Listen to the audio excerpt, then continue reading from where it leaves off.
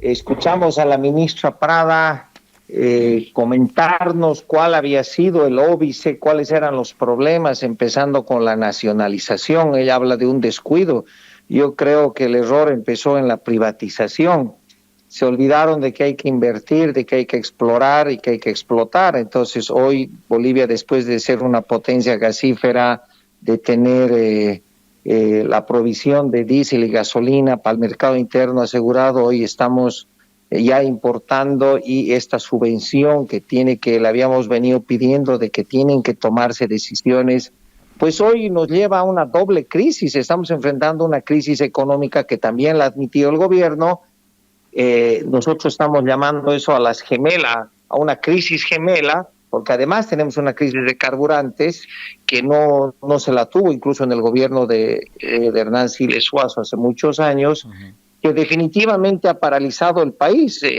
Vemos las filas enormes en todas las regiones. La Paz prácticamente está parada. Yo estoy en Santa Cruz ahorita y son filas kilométricas, ni siquiera enormes, son kilométricas, y afectando definitivamente y agudizando la crisis en todas las industrias, en todas las empresas. Ya ha salido una empresa láctea también indicando que no va a poder distribuir, no va a poder hacer acopio, ¿no? Definitivamente esto incrementa, afecta e incrementa nuestros costos, porque hoy ya sabemos que además el dólar ya no lo compramos a 6.96, el dólar de 6.96 ya es un recuerdo de nuestra juventud, y el dólar hoy está encima de los 11, entonces eso afecta también a un 40-50% de los insumos que debemos importar, más la escasez hoy de diésel. Tenemos que tener personal para hacer fila, que no eso no significa que el 100% de nuestros vehículos consigan el diésel o la gasolina. Al día siguiente hay que distribuir, no está operando el 100% de nuestra flota. En verdad, todo eso incrementa, asfixia y va a generar una inflación. Lo que nos preocupa que esta crisis económica, esta crisis energética, pues termine con una crisis de alimentos.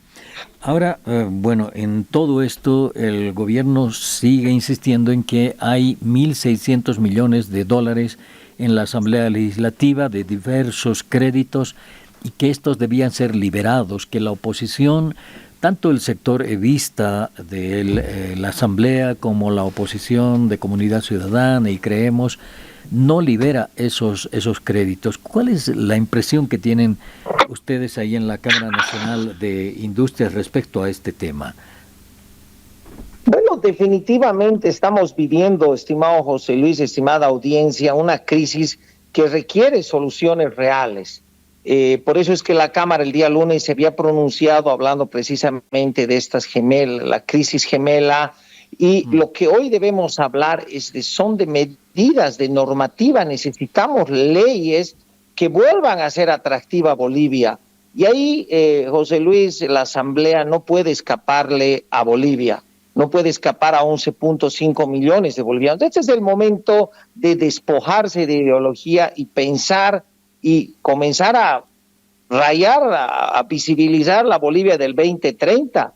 Necesitamos leyes claras, necesitamos una nueva ley de inversiones, una nueva ley de hidrocarburos, una nueva ley de minería, de electricidad, una ley de litio. Nos vamos a quedar con el recuerdo del litio, por lo menos el petróleo todavía se va a demandar para muchos años, pero el litio cualquier momento el mundo encuentra un sustituto y nos vamos a quedar con el tesoro de la abuela bajo el salar, que no va a servir para más que para un recuerdo. Entonces, vuelvo al tema de la Asamblea. Es importante que la Asamblea, y ahí hemos pedido una cumbre por Bolivia, en la que tiene que estar el gobierno, la que los asambleístas son los que tienen que aprobar estas leyes, tienen que estar los partidos o los candidatos y obviamente el empresariado.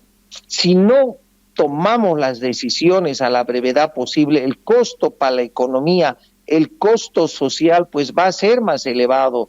Se habla del cambio de gobierno, de un nuevo gobierno, pero hay que aclarar que eso las elecciones son en agosto y en noviembre recién asume el nuevo gobierno. Imagínense hasta que asuman, estudien. Va a ser enero del próximo año. En verdad, la crisis va a ser mucho mayor a enero, febrero del próximo año. Por eso urge tomar decisiones a la brevedad posible en el corto plazo, y todos los que son candidatos deberían estar presionando a la Asamblea, y los mismos asambleístas, José Luis, de una u otra están ahí porque tú y yo y muchos otros hemos concurrido a votar.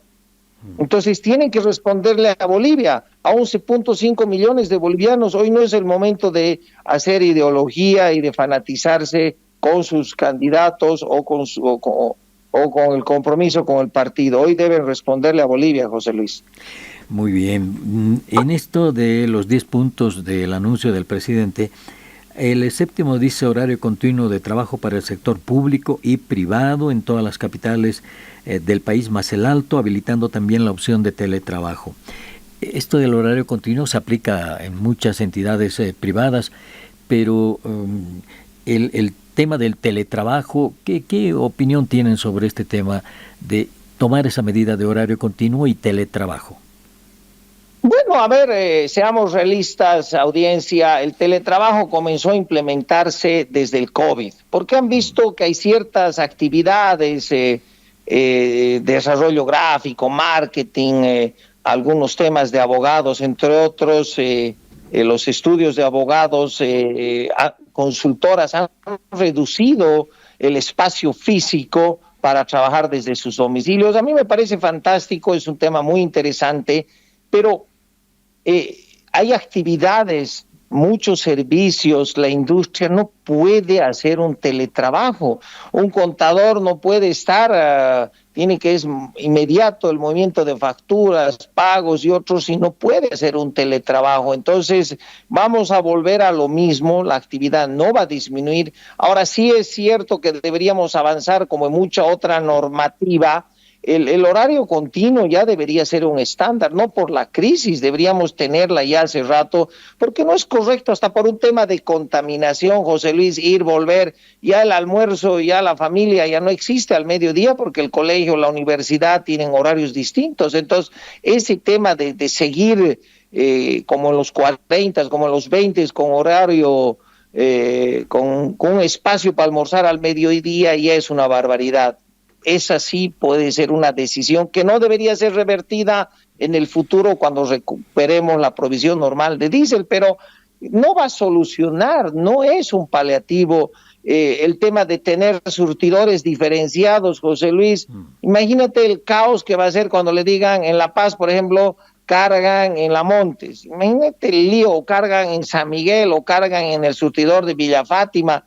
Va a ser una locura, van a gastar más gasolina los microbuses, los minibuses, los taxis en ir de un lugar a otro, porque al final tú cargas en el surtidor que está más cercano a tu casa o donde estás trabajando. Entonces yo creo que no son soluciones que van a permitir disminuir el consumo de diésel.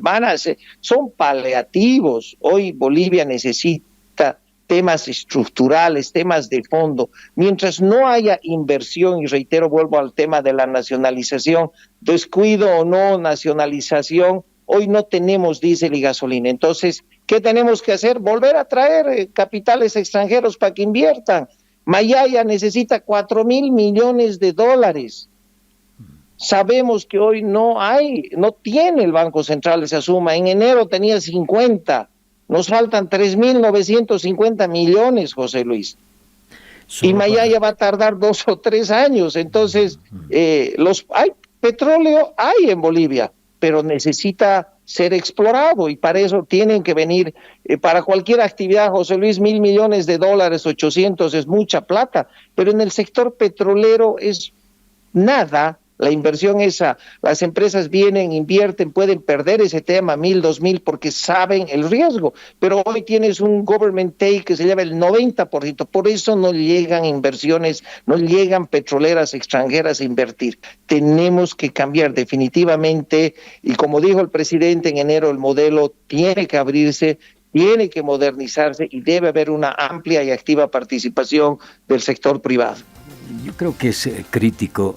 ¿Cuál es la visión? Estamos atravesando un momento crítico donde Como dice la Iglesia, acaba de salir una información, la Iglesia está pidiendo el cambio de modelo. Los industriales también me imagino que tienen que esperar que algo cambie en la profundidad, no en la superficie, ¿no? Correcto, José Luis, por eso hablo de medidas paliativas. Esto es una aspirina para el cáncer, es una curita para tu llanta pinchada. No vas a poder llegar ni al llantero con una curita.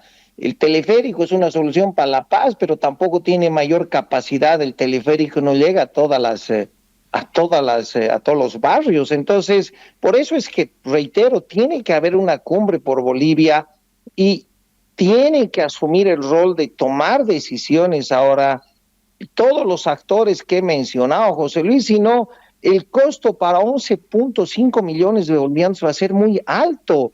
El hablar de que el diésel va a costar 11.5 bolivianos es 309%, José Luis. Imagínate, en ningún lugar del mundo la estructura de costos te va a resistir ese semejante incremento.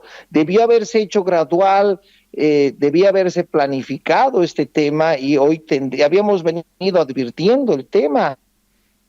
Hoy esta cumbre por Bolivia tiene que ser por resultados. Reitero, la Bolivia que hoy tenemos no es la Bolivia que queremos. Comencemos a trabajar todos y a salvar la economía antes que el costo sea demasiado alto. A ver, en esto suelen ocurrir muchas cosas. Cuando un país está en una crisis de esta magnitud, que es reconocida por el gobierno, aunque diga que esto es momentáneamente y es la coyuntura y todo eso, en el fondo subyace una crisis muy grande. ¿Cómo le ha afectado todos estos problemas a la industria nacional con los empleos que tiene, con lo que les paga a esos empleos, a esa gente que está empleada? ¿Cómo le ha llegado a la industria boliviana esta crisis, Pablo? Bueno, es muy complejo, José Luis, la verdad, y solo para visibilizar, te doy un dato y se la comento a la audiencia. Yo les pido que el momento que estén transitando por las avenidas, por la autopista, vean la cantidad de gigantografía vacía. Esto se vivió en la época de la pandemia.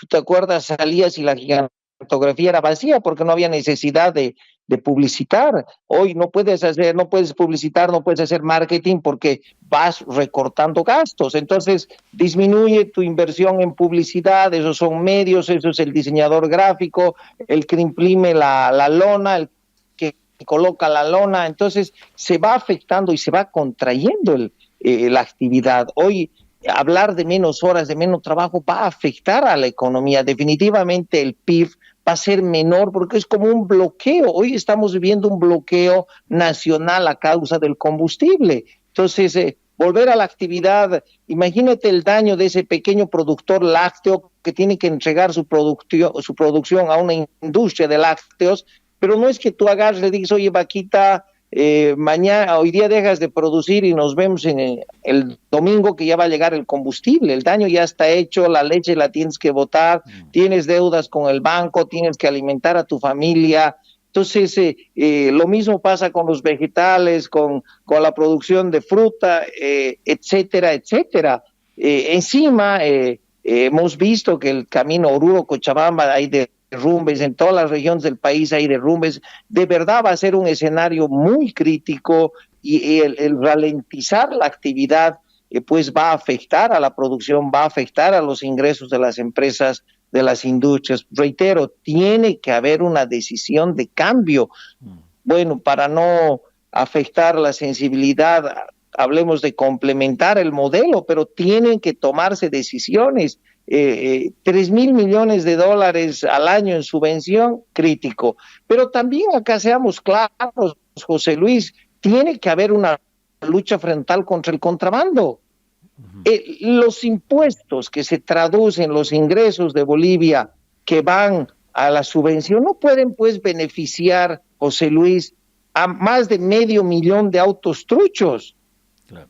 Ustedes han visto en diversas denuncias en las redes sociales, hasta en TikTok vemos la cantidad de vehículos que entran de Chile robados.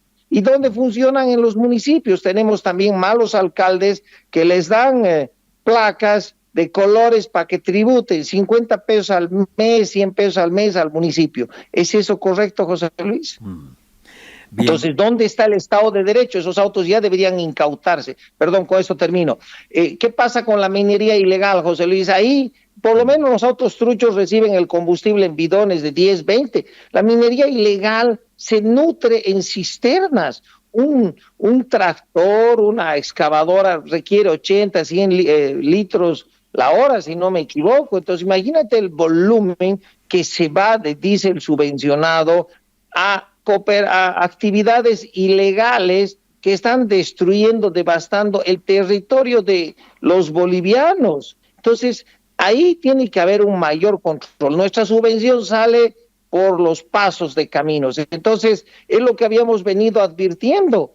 Tiene que haber una lucha frontal contra el contrabando. El año pasado hemos venido nosotros insistiendo, hemos pedido el cambio de la norma de penalización de 500,000 de bolivianos a 15,000, 20,000 bolivianos.